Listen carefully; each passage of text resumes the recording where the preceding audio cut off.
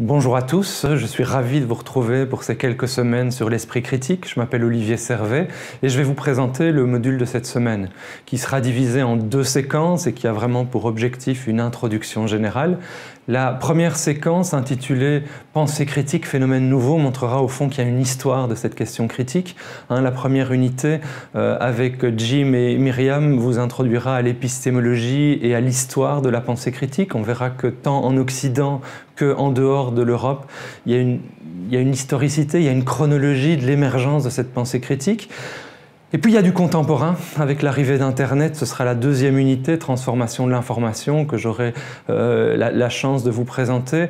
Internet change la donne, Internet rend l'information plus malléable, Internet rend l'information plus diffusable, Internet change véritablement notre rapport à l'information et transforme nos sociétés. Ce sera la deuxième unité. Enfin, la troisième sera consacrée à deux thématiques beaucoup plus contemporaines, dont on a parlé beaucoup dans les médias, celle de la théorie du complot et puis des manipulations de l'information. Olivier Poncelet reviendra sur cette double question articulée, donc comment le complotisme, ces théories particulières d'interprétation des données a émergé, et puis les processus manipulatoires qui vont avec.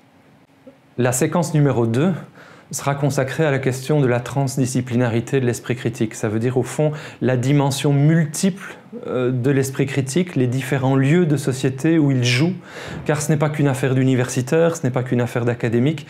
La question de l'esprit critique a à voir foncièrement avec nos démocraties, nos sociétés. Le citoyen doit se construire chaque jour une opinion, prendre des positions, et pour ça l'esprit critique est fondamental. L'étudiant également doit s'approprier un savoir de manière critique, ne doit pas le réciter uniquement, mais pouvoir en apporter une dimension réflexive. Et enfin, le scientifique ou l'universitaire va élaborer de manière critique le savoir, pas simplement le répéter lui aussi, mais l'élaborer avec une certaine réflexivité. Ces trois dimensions seront abordées par Anne et Jean-François qui termineront les capsules vidéo de cette semaine. L'unité 2 sera des supports qui permettront d'approfondir en fait les deux séquences, et enfin la troisième unité sera un exercice qui vous permettra, comme pour chaque semaine, de récapituler en fait ce que nous aurons abordé durant cette semaine.